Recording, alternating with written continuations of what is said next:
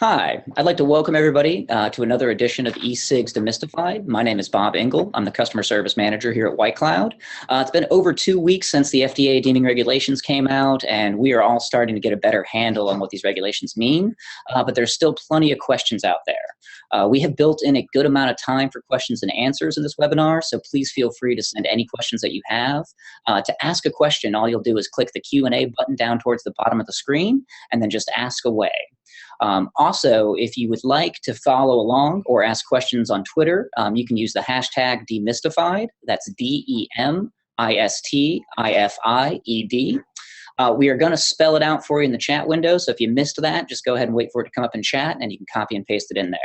So we got a great webinar today. Our last webinar was with Dr. Michael Siegel, and it generated over 150 questions that we were unable to get to live. So we've been working on getting the answers out to everyone. So if you haven't heard from us, we apologize, but we're certainly working on it. A lot more questions than we were expecting to have. A quick note before we get going, we have another webinar scheduled for this week, Thursday, May 26th at 2 p.m. Eastern Time with Dimitri Agrafiotis and Tony Aboud of the National Legislative Director of Vapor Technology Association. There'll be a link to register for that webinar in the follow-up email to this webinar, or you can access the link through our Facebook page or the White Cloud Electronic Cigarettes webpage. So let's jump right into things. Our speaker today is Cynthia Cabrera.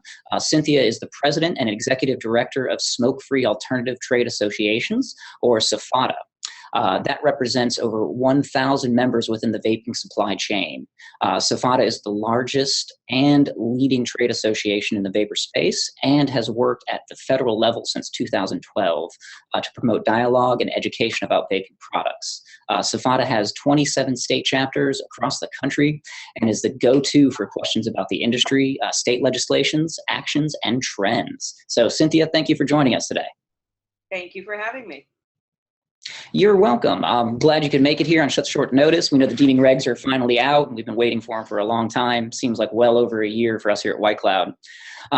So it's been 2 weeks since the release of the Deeming regs. After having some time to digest and read through them, what are your overall reactions to the regulations? Well, I'm definitely not digested yet. I mean, it's 500 pages of not great stuff. It's been a crazy 2 weeks. So I think that for my part, personally, it's a little bit calmer, you know, able to like look through some of these things and decide what decisions we're going to make and bring to the board and to our membership and that kind of thing. And I think for the public at large, the panic and the initial wave of fear, which was entirely justified, is past. And we're ready to like dig in deep and start taking the appropriate steps to deal with this. There was probably a solid week of just absolute terror, and before we're kind of like reaching out from terror and into like planning phases. Okay, what are the next steps? So that's a good thing. Well, that leads right into our next question too, Cynthia. SFATA has recently formed a coalition with CASA, AMASA, AVA, and Not Blowing Smoke. So how did that coalition come about, and what are its goals? Well, we had been talking about doing that for months, for actually since last year, as a matter of fact. And it just, the timing was right. The Deeming regs had come out. We figured we would announce it. But the goal of the coalition is to support legislative and litigation efforts, as well as other endeavors that are needed for the industry. And of course, you know, there's so much divisiveness that we don't need to deal with. What we do need is a coalition that stands together, stands united, and works on these things together. So that's the purpose of the coalition. And we'll be making a formal announcement today in about half an hour, maybe, unless it's already been made. But we'll be making a formal announcement that we are supporting. We've selected the piece of legislation that we're going to be supporting, piece of litigation that we're going to be supporting. Great. Thank you for that, Cynthia. Now, it seems like this is the first time a real coalition has come around together to battle against some of these regulations. So it's great to see everything kind of gelling together and starting to become some of that movement. Now, what are your thoughts on Nicopure's lawsuit of the FDA? I think it's terrific. I happen to know Patricia, who is their general counsel. She's also a friend of mine, a personal friend of mine, and I think it's great. I mean, they were first out of the gate. They were terrific. So it's a good thing. And the more lawsuits, the better. Of course, the lawsuits have to have merit to them. And hers is wonderful. They'll be able to fill it out later and, add more meat to the bones. But it's great. It's a great starting step. And I know that there will be more lawsuits filed. I think another one was filed in California earlier last week. And now this one that we've signed on with to support will also be filed. Excellent. It's great to see the advocacy agencies coming together, more of the companies starting to have a voice about these regulations. Also, Senator Ron Johnson, the chairman of the Senate Homeland Security and Governmental Affairs Committee, recently sent a letter to the FDA voicing his concerns about the regulations. Has the FDA responded to Senator Johnson yet? And have you seen any other instances of support for the vapor industry in Congress? Well, as another example of why I don't get enough sleep, I actually just finished doing a podcast with Senator Johnson. SFATA does a podcast about every 3 weeks or so. And so he was our subject or our guest this time. And so we had a nice lengthy conversation about that. He's not heard back. They gave a deadline of May 31st for the FDA to get back to them. So while we're waiting on that, I did ask him if he had specific ideas about what he would do if he didn't hear back. He said potentially some hearings, also pursuing a legislative route. So there are a lot of things that could happen. And it's great to see legislators getting behind some of this and starting to speak the truth about these regulations too. Now, we know that there are different benchmarks and dates that manufacturers will need to hit, the first of which is happening here in August. What's the first wave of requirements coming in August? I'm actually going to get them because I brought my cheat sheet with me so that I got everything perfect. Okay, so August 8th. Basically all these products are considered tobacco products, right? So that's what happens on August 8th. Small manufacturers that mix their own liquid in-house are considered to be tobacco manufacturers. So tobacco product manufacturers. So that's going to happen. So we've got for substantial equivalence exemption requests, 24 months from the effective date. So 24 months from August 8th. And it's 12 months after the compliance period for submission of each of these requests. Substantial equivalence reports, 30 months, are due 30 months after the effective date. Pre-market tobacco applications, 36 months from the effective date. So August 8th, the deeming rule takes place. December 31st, registration of establishments engaged in the manufacture, preparation, or processing of tobacco products are due for the very first time. February 8th, 2017, manufacturers need to submit an ingredient list for each product that they manufacture. They need to submit that to the FDA. August 8th, 2017, small-scale manufacturers need to submit an ingredient list for each product that they manufacture, also to the FDA. May 10th, 2018, tobacco products will be considered misbranded unless they have a label containing specific information. August 8th, 2018, the PMTAs are due. August 8th, 2019, HPHC submissions are due. That's harmfully and potentially harmful constituents. And August 8th, 2019, all products that on the market should have been grandfathered in or be the subject of an FDA marketing authorization order. It's a busy schedule. It sounds like it, and that's a pretty thorough list you got there, Cynthia. But to me, it sounds like come August, it's not going to be this drastic change yet. So we're going to be into the compliance period by that point. Yeah, August 8th, the big thing that happens is no new products unless they've gotten a marketing authorization order from the FDA. So people are scrambling to put things on the market now so that they can go through the PMTA process, or alternatively, separate legislation will help that along, or litigation, depending. So we'll see. There's not just a one avenue thing. There's not just one thing that people can do. There are multiple. So everything needs to get on the market now before August 8th, and then we go and look, and people can make individual business decisions. At that point, yeah. Now, among all the discussion of the federal regulations, some state regulations seem to be getting overshadowed, specifically in California, where there is a new initiative to tax vapor products as tobacco.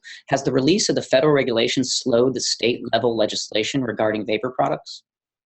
Oh no. In fact, right after the deeming regs came out, 2 states basically reopened discussions about vapor products and what they want to do about them. So that has not slowed anything down. It's been overshadowed because now we're kind of focused on this, but the states are moving forward. They're moving ahead exactly the way they intended. And the tobacco tax in California, which we've known about for several months now, continues forward. So that's something else that needs to be managed.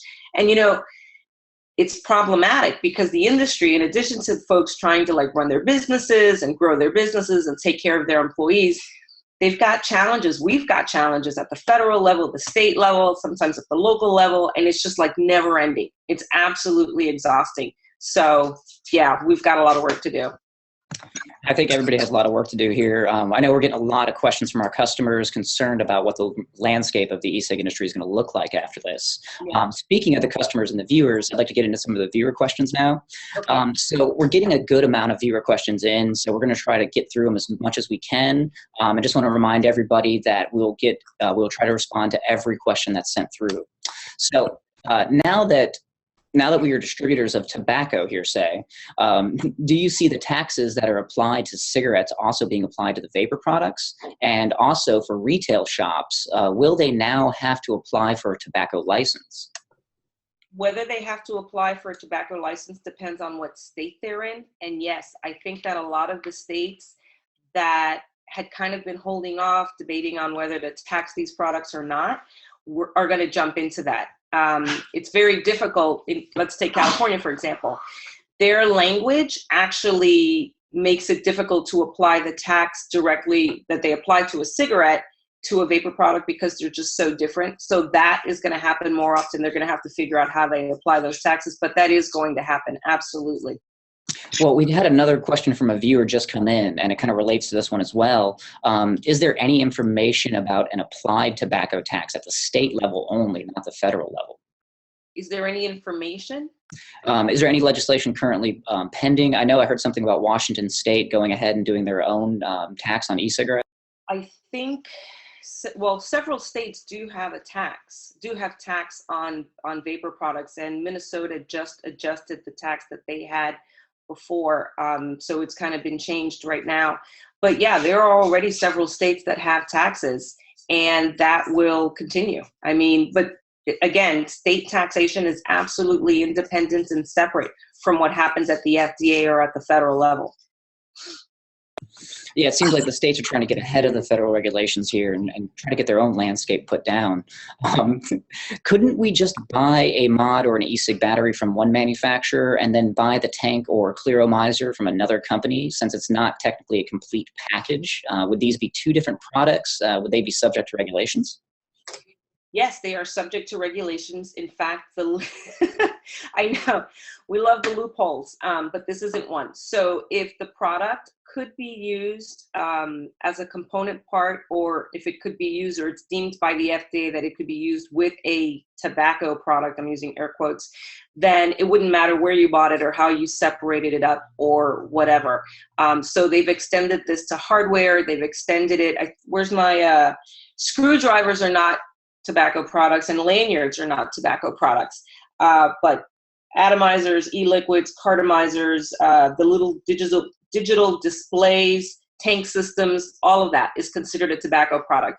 So buying them separately doesn't really help you because they've already been deemed to be tobacco products.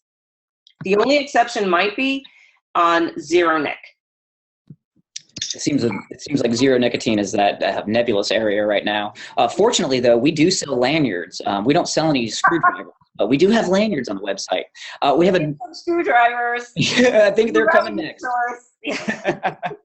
Well, we have another question from the audience here, and it kind of relates to this one as well. Will flavor extracts like PG and VG also be considered tobacco products? Yeah, if it's part of here, as a matter of fact, let me look at my extensive list. So flavors, while PG or VG are not on this list, however, e-liquids are on my list, right? And this is the deep dive that our attorneys did for all the SFATA members.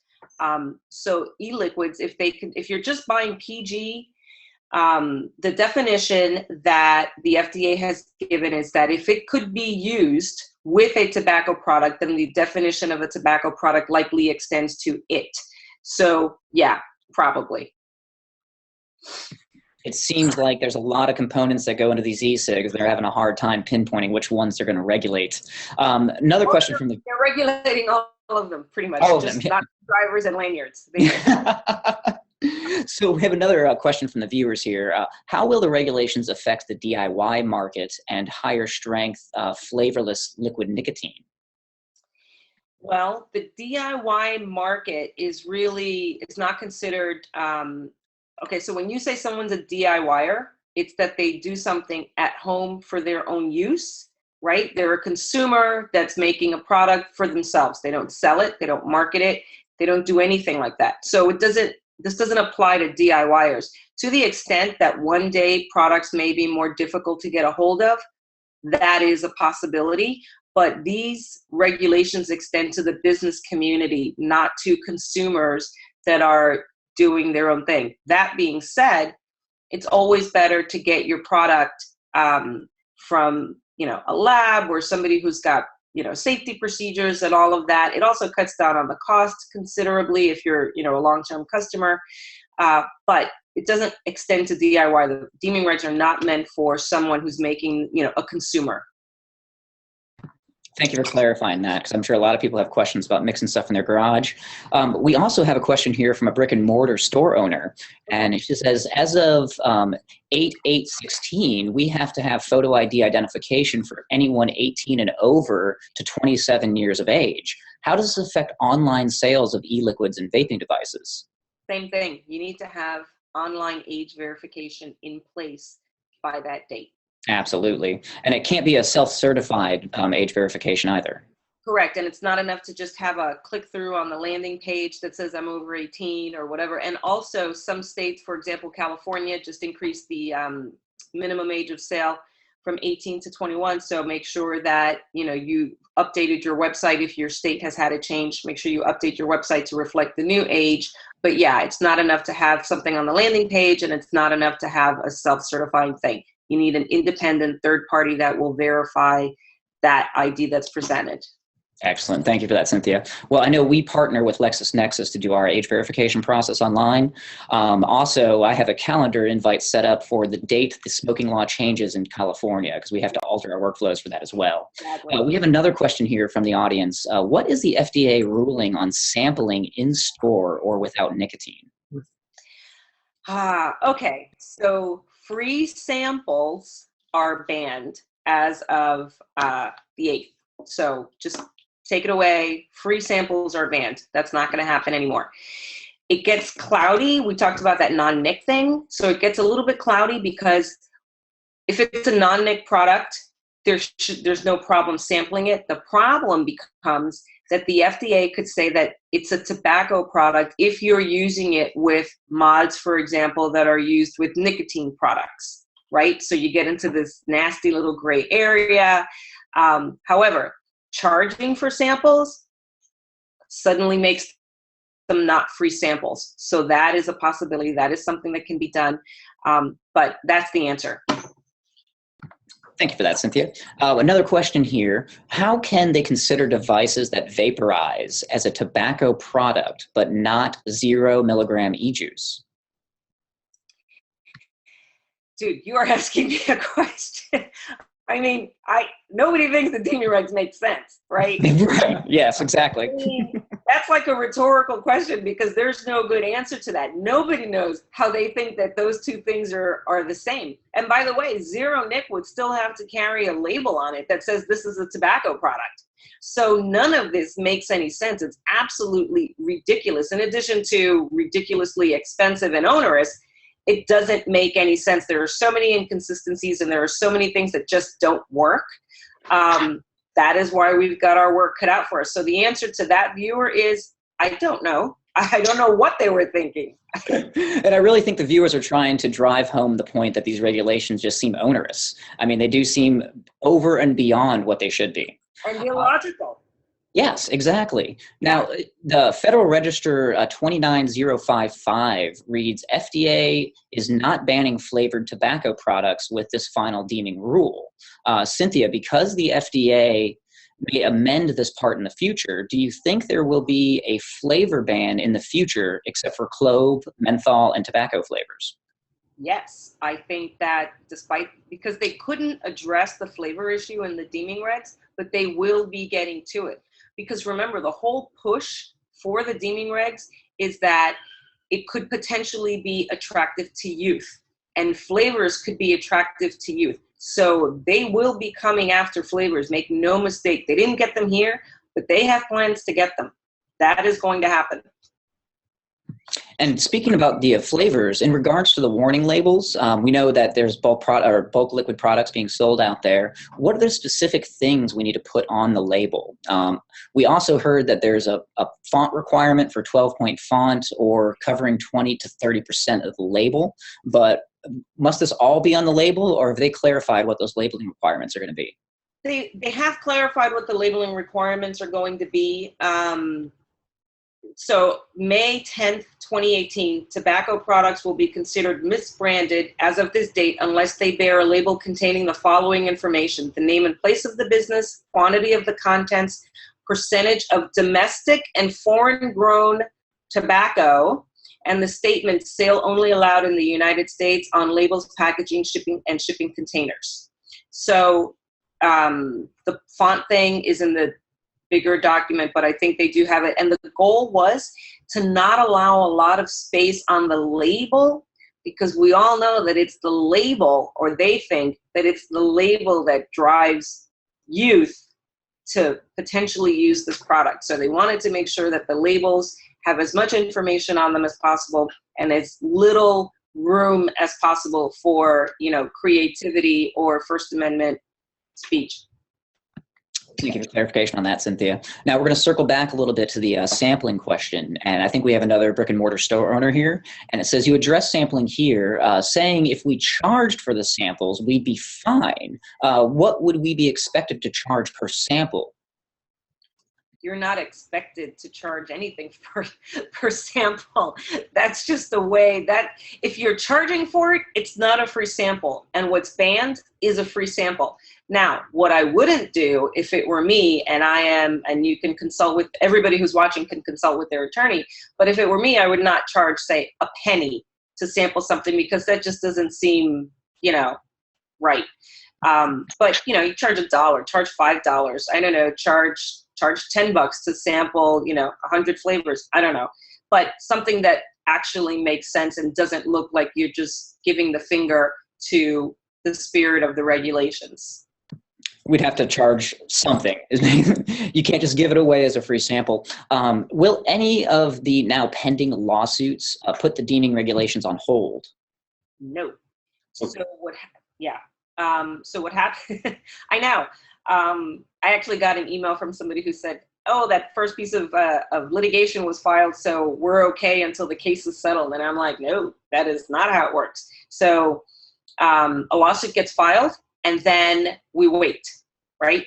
That's what happens, which is why it's not the only strategy that we have to take advantage of, right? There are legislative avenues available to us that we need to pursue as well, because we don't know how long litigation is going to take. And if it exceeds the 24 and 36-month windows that we have for these SE applications and the PMTA, then nobody's going to be able to do anything. All of this will go into effect and the case will still be pending, which is why we absolutely have to look for other solutions as well. So litigation only stops things if it's an injunction. The cases, the two that have been filed so far are not injunctions. So things are just going to continue as planned. Thank you for that, Cynthia. Now, I think we have another question from a brick and mortar store owner, and they're asking about specifically building coils for customers. So in a vape shop, they will build a custom coil for a customer. Would they be considered a tobacco manufacturer at that point? I am sorry to say yes. That's disappointing for sure. We have another. Repair something, make it clear that you're just repairing it. But if you're building, if you're making, you are a manufacturer of a tobacco product. So repairing devices is a different category entirely. Yes, because it's a repair. You didn't build it originally, right? Yeah. Well, we have another question here from the audience. Have they said how they're going to enforce these regulations? Personally, in their state / county, there are regulations against vaping per county regulated by the health department. However, after speaking with the health department, they don't have the manpower to enforce, and they only have one person's staff to regulate. No, they haven't rolled out their full plans for how this will be enforced. However, they did say that they would start with the larger companies to make sure that they were being compliant and then work their way down. The expectation, and this was also voiced, the expectation is that a lot of businesses are going to go under. There's going to be consolidation. They're going to fold, whatever. So the marketplace is going to get smaller. From the marketplace that remains, the larger players are the ones that will be targeted first for enforcement, and then it'll work its way down to whoever's left eventually. It's just going to take some time. Considering that the FDA has not approved a new tobacco product since 2007 or 2009, even if the manufacturers do send the PMTAs, are we really going to see anything go through? Or is it this all just the ruse for the FDA to continue to say that they are not banning, that they are not banning these products? I can't speak to whether the FDA is planning a big ruse, but what I can tell you is that the cost and expense and the time involved in filing a PMTA absolutely does not guarantee you that it will be accepted. I mean, it may be accepted, but whether they execute it and give you the okay, there is no guarantee at all. And going back to some of the building their custom coil questions, can a consumer build their own coils for their RDA in the shop? And if they do a bad job, can the store then repair those coils? Wow, that sounds like a really manufactured scenario there. I mean, it's very specific. It's very specific, and I would never encourage anyone to willingly break the law. I just would avoid that. That looks like really attempting to go around the spirit of what is intended with the FDA. And again, listen, I don't know who asked that question. I don't know how long it would take FDA to catch up to them. But do you want to be the guy who gets caught up with? It's a cute solution, but as a business owner, I don't know that it's something you would want to risk. Well, I can safely say, Cynthia, that I would not want to be that guy. Yeah. What would it take to get an injunction on these regulations? So I'm not an attorney. However, I play one at work and spend all day with them. But so my understanding is that for an injunction to work, the judge would have to, right then when it's filed, the judge would have to determine, would have to make a decision based on the merits of the case. So if they thought that your case didn't really have merit and they denied you the injunction, that would be very bad for your continuing lawsuit. So that's a problem. And when you're working with the federal government, and I've had this confirmed to me probably by 6 or 7 attorneys already, in cases where it's, an industry or people against the FDA or whatever, government or courts tend to side with FDA. So already we've got that working against us. So if you bring a request for an injunction to a judge and they have to determine whether the FDA had the authority to do this or not, if they decide that the FDA did have the authority to do this, well, they're going to deny the injunction, and that's going to color your case going forward for the next however many years we're dealing with this. Thank you for that, Cynthia. We have a question I think was relating to the grandfather date of 2007, and they're asking exactly what products were available prior to 2007. The 510 cig-alike devices that are owned by Big Tobacco? Why, no. Actually, so the FDA said that they discovered a predicate product, but they did not tell us what it was.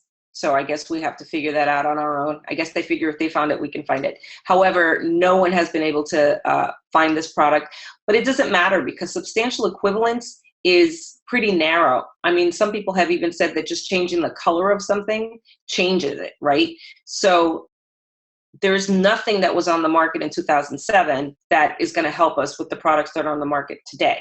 So I don't know what product was on the market prior to 2007, and it doesn't matter because it's not going to help us. Thank you for that, Cynthia. We have a question about the pre-market applications. We've heard rumors that it could cost anywhere from $2 to $10 million per product for these pre-market applications. Do you have an idea of what the cost of one of those would be? I don't, but I will say that for fun reading the other night, I think it was Friday night, as a matter of fact, I was reading through the PMTA and the guidance document for PMTA, and I was struck by how big it was, but also how little information it actually contains. So it references a lot of the studies and tests that you have to do, but it doesn't assign any cost to them, right? It also doesn't definitively say that you need this one, but not that one. So it's really kind of up in the air. So really what we're looking at with the PMTA situation is that you don't know what it's going to cost you because they haven't outlined for you clearly what it's going to cost, which tests are required, and whether they'll accept some tests in lieu of other tests. So that's a problem. The other thing with the PMTA, if you read the guidance, and this is the part that was just like totally freaking me out. I mean, I knew it, but like reading it again was, freaking me out all over again. It consistently says that you have to prove that the product is healthier at the population level. So not at the individual level. So somebody who's vaping, we know that obviously this is better for them. What the PMTA asks for is proof that it's better for the entire population, not just the individual vapor. And that is problematic. It sounds like there's still a lot up in the air with that. Now, what are your views on the Cole-Bishop Amendment? Do you think that it has enough to pass, or this will change the grandfather date from 2007 to another later year? Or what's your take on that? So the difference between the Cole-Bishop Amendment and the Cole Bill, which is HR 2058, is that the Cole Bill only changed the predicate date.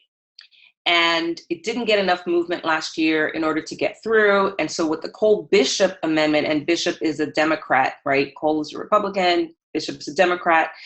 So what this amendment does is it added in additional things. So it changes the predicate date, but then it adds in extra things to appease the people who didn't think that the Cole Bill by itself, just changing the predicate date, did.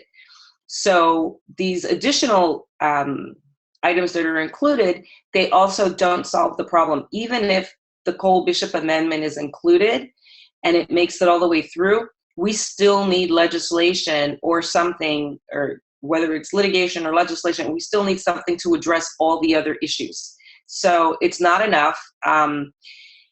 We're not sure when it's going to be heard on the floor. It's probably going to be in the next month or so. It's kind of nebulous. We don't, there's no guarantee. It's got to make it through the House, then it's got to make it through the Senate. So there are no guarantees on either one. I will say that the Cole Bill picked up 2 additional sponsors yesterday, and so it's up to like 56, I think. So, it actually has more on paper support than Cole-Bishop, but Cole-Bishop is right in front of us because the appropriations package will be moving. So hopefully we can keep it in there. Great. I appreciate making that distinction between the 2 different amendments, the Cole Amendment and the Cole-Bishop Amendment. Cynthia, is it accurate to say that as of August 8th, no more shops will be able to custom mix flavors on site per order?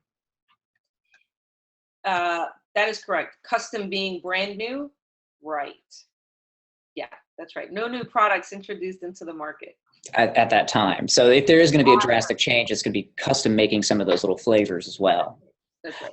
Yeah, great. Thank you for that. Got another question here, and it says, correction, in consideration that the Cole-Bishop Amendment is permanent, all of the products remain on the market before August 8th, 2016. Does this include e-liquids, or is it just the devices themselves?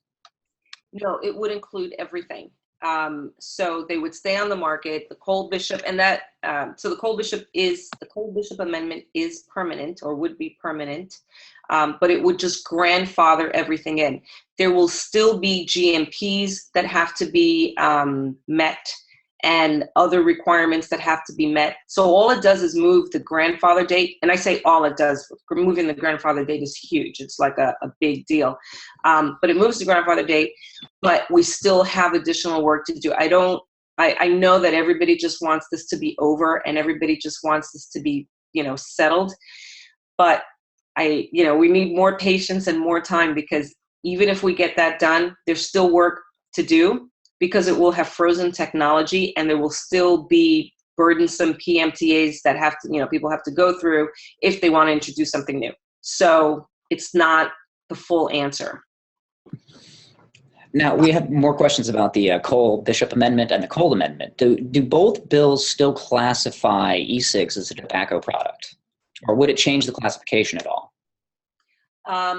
Okay, so the Cole bill so the Cole bill moves the predicate date, and by extension basically says, yes, we agree to be regulated by the FDA. There were some people who didn't support the Cole bill. The reason they didn't support the Cole bill is because it's an implicit agreement that the FDA will have jurisdiction over these products as tobacco products. Cole-Bishop, one of the things that I actually like about Cole-Bishop is that it makes a distinction between nicotine and non-nicotine products. I mean, it clearly defines where jurisdiction starts and stops. So that's a good thing. But it still leaves them under the tobacco classification, because getting a separate, so we have the Center for Tobacco Products, which is where all these products are housed, right? It is widely believed that getting like a separate center just for vapor products would be a really, really heavy lift and impossible to do. So yeah, they both leave them under tobacco. Thank you for clarifying that, Cynthia. Now, back to the DIY users. As a DIY supplier, would 100 milligrams nicotine solution have to go through a PMTA process? Since it's not the final product, it's just the e-liquid to include in the final product. That's almost a trick question, because DIYers are not subject to the deeming regulations. This is for manufacturers and businesses. So if you are mixing at home, this does not apply to you. Now, as soon as your DIY shop goes to selling those products, then you would be considered. Well, okay. So either you're a DIYer, which is a consumer at home making their own, or you're an actual business. You can't be a DIYer, which is somebody, so the DIY guy who, puts his own roof on, he's not a contractor, he's not, a professional, he's doing it himself, right? This is a consumer that's doing it themselves. If you're a business, you're an established business, you pay taxes, you have a location, you have employees, all of this applies to you, every single piece of it. If you're a consumer, it does not, because the deeming regulations are meant to regulate how businesses operate in the marketplace. Great. Thank you for clarifying that again, Cynthia. Now, with the deeming regulations, does the deeming reg apply to products that are not derived from tobacco, like, say, nicotine that's synthesized in a lab? It doesn't. However, conventional wisdom is that the FDA would exert authority over synthetic nicotine in another center, like as a drug, potentially. And I don't know. So the only out is something that's gives the effect of nicotine or doesn't contain nicotine, or nicotine derived from a non-tobacco source. If it's a synthetic nicotine, it's very easy for them to pull it over into the drug category. But again, that's not at the top of their list. It's just everybody needs to be aware that that's not an out that you can just absolutely count on. Thank you for that, Cynthia. Now, what is the best way to help our cause? If this comes from an owner of a brick and mortar shop, as well as an everyday vapor, what can we do to help the fight for advocacy? Okay, so many things to do. First off, you have to we were talking yesterday. I was with Julie from CASA and Paul Blair from ATR, and we were doing a representative visit down in Miami. And we were talking about how so many people don't even know who their representatives are or haven't, reached out to them or whatever. So you need to know who your senators are, and you need to know who your congressperson is. and you need to have them not necessarily on speed dial, but you need to know how to get in touch with them, because at any moment you need to reach out to them. So the thing right now is, our industry could potentially be going under. I need your help. And if they say, how do I support? Well, there's a variety of ways that they can support depending on what the time frame is. So right now, for example, maybe it's Cole Bishop, right? Because that's going to be moving to the floor soon. So the other thing that can be done is that we are going to be looking at legislative route and the litigation route. So contribute money. We did a survey actually for our membership. So the Friday after, so the Deeming Regs came out on a Thursday. And then the next day we had this conference call with our members. And so like 600 and something of them showed up. And afterwards we did a survey to ask if they wanted us, if they preferred litigation or legislation. We just wanted to get a gauge on where people wanted to go. And again, our coalition that we're part of, we are supporting litigative efforts that are moving forward. But our membership very much also wanted to investigate a legislative route, because litigation is not guaranteed. And on the point of litigation, whichever side wins, the losing side is going to appeal. So it will continue through an appeals process. So it's not like the first time around it's going to be solved, right? There's like a process here. So first is reaching out to your elected officials. The second one is to donate to the cause. The other thing is offer your time, offer the organizations that you support and that you like, offer them your help, and they will take you up on it. Also, we have got to educate. Now that the Deeming Regs are out, states are going to run amok, localities are going to run amok. You have to reach out at the local level as well to your city commissioners and that kind of thing, and get them to understand what's going on and what a travesty this is. We've got Ron Johnson's letter. We've got other materials that are, we've got the Royal College of Physicians report. So we have ammunition, we have things. And then the final thing is that we have got to educate the non-vaping, non-smoking public. This is the problem. Like, the vaping community is converted.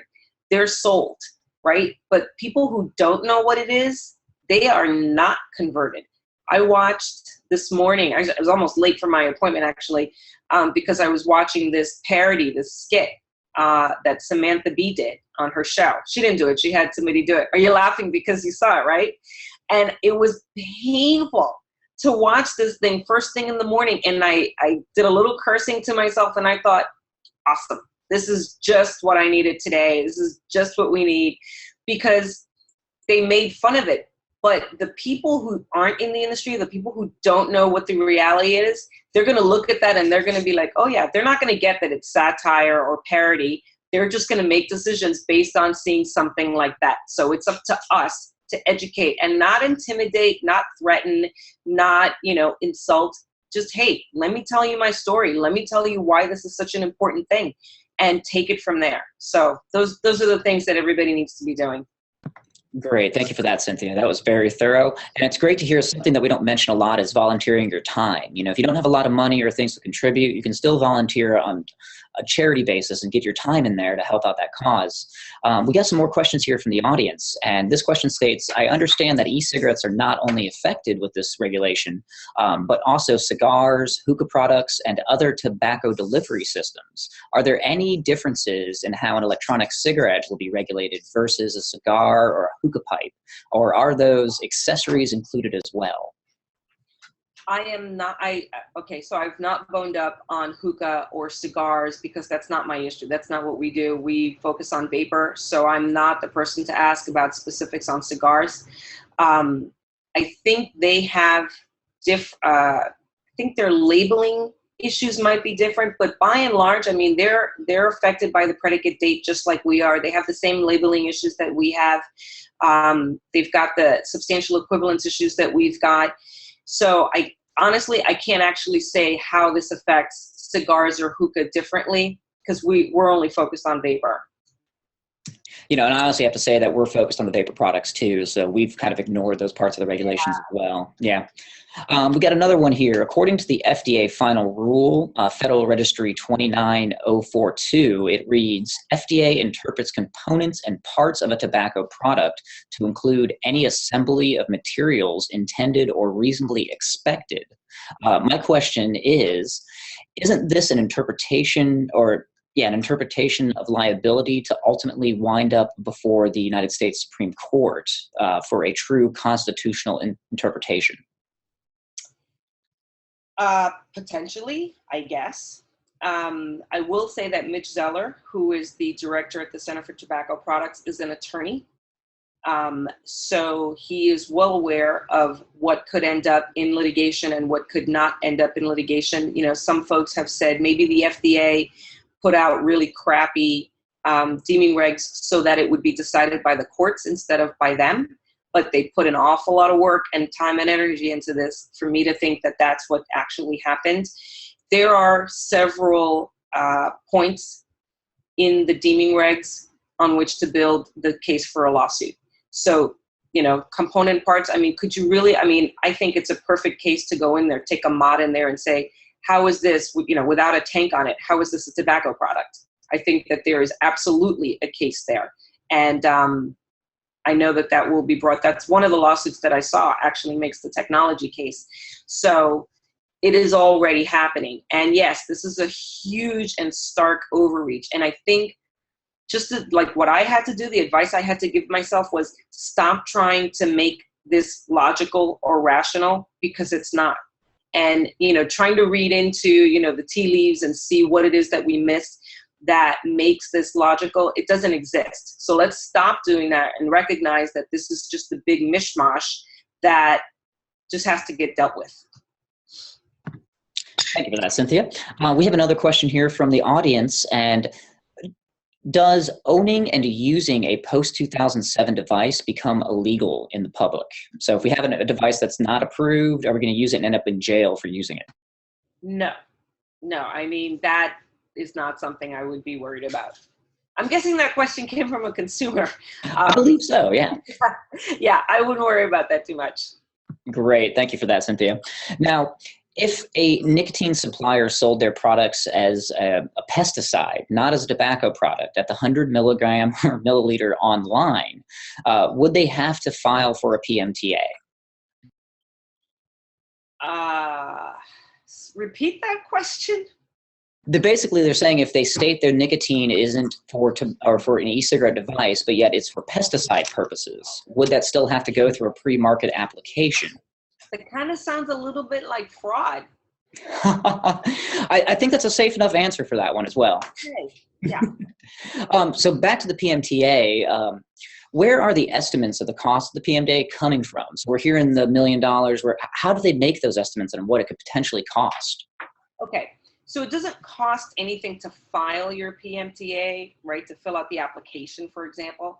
The money comes from the studies. And so using the cost estimates from other industries, for example, pharma, is where we come up with these really large numbers. The weird thing is that FDA had originally pegged it at like 300,000. And I think this time around they pegged it at like 150,000, which is, I think, artificially low by a lot. But they pegged it at that, but then don't give you the corroborating information to tell you how they arrived at that number. So again, if you go through the PMTA guidance, it lists these different types of studies, but with no specificity.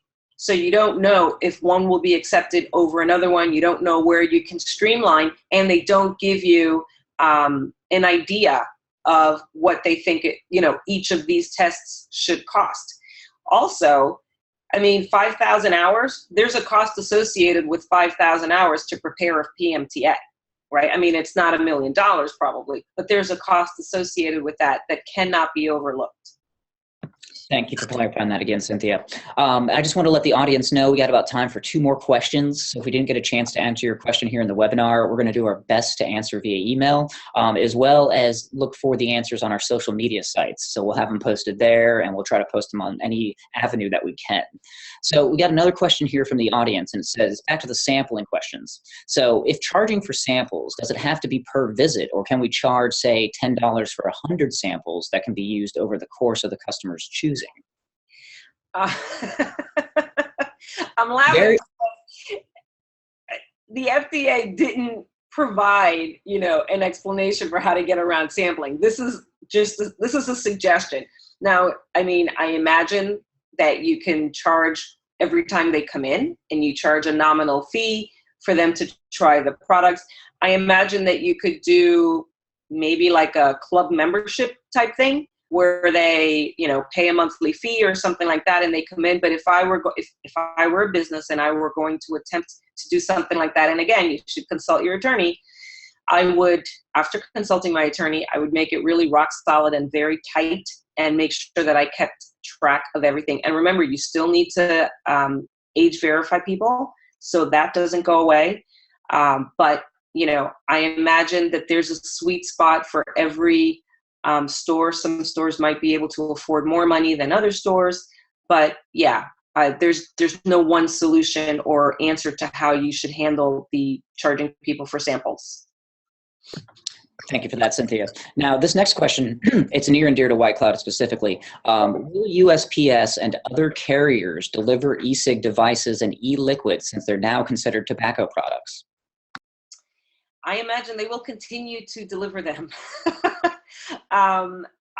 The USPS is notoriously, and not taking any swipes at anybody, notoriously disorganized. I remember I used to work for an e-cig company, and one of my jobs was, compliance and logistics. And so I had to deal with USPS quite a lot. And there was a major rule that had changed like a year before, and USPS still hadn't caught up to that rule. Like, I was telling them about this rule.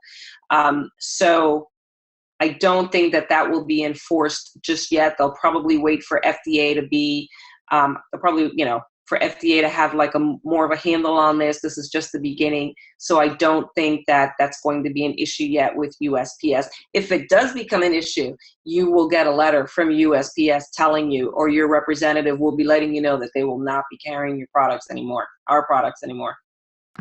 Thank you for clarification on that, Cynthia. We have time for just one more question here. And this question says, there was a portion of the regulations that said there would be a form of assistance for the smaller manufacturers. Are you able to comment on what that assistance is and how they go about finding that assistance? Yeah, so you have to meet a certain, I'm sorry, I'm looking down. You have to meet a certain definition. So you have to be a small manufacturer. Right? So you have to have fewer than 150 employees, full-time employees, and have a total revenue of less than $5 million. So I think we're kind of covered there, right? That covers a lot of folks. So these people will get additional information. That's called a small-scale tobacco product manufacturer. And it doesn't reduce the compliance requirements, but it gives these companies additional time to comply with what the requirements are. So it just expands the window for them a little bit. But I just want to be clear, if the company in question is owned by a larger company that doesn't meet those 2 requirements, then the smaller company is exempt. So if they're a subsidiary of a larger company, they're exempt. They don't get the small scale manufacturer extra window. Great. Thank you for that, Cynthia. I know we got a lot of small manufacturers out there, and that's important information for them.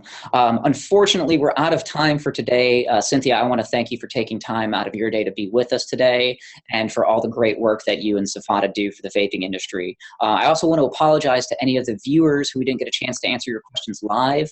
Please be aware that we're going to be answering all the questions on our social media channels, so please check those out. You'll see answers to your questions going up there. And Cynthia, before we leave, do you have any last thoughts before we go? Yeah, don't give up.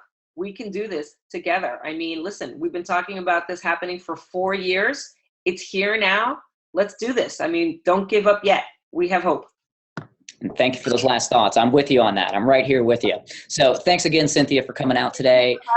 Make sure that you guys are following SFATA on all their social media channels to keep up with the latest news. And thank you to everyone who joined us again today. We'll be answering the questions through our social media channels, and we'll also be getting this video up on YouTube sometime in the next 24 to 48 hours. In addition of today's webinar, we're also going to be doing webinars on Thursday with Dimitri Agrafiotis and with Tony Abood. So hopefully I'll see you all there, and look for the registration emails to come out. And again, Cynthia, thank you for your time. Thank you. Have a great one. Everybody have a great day.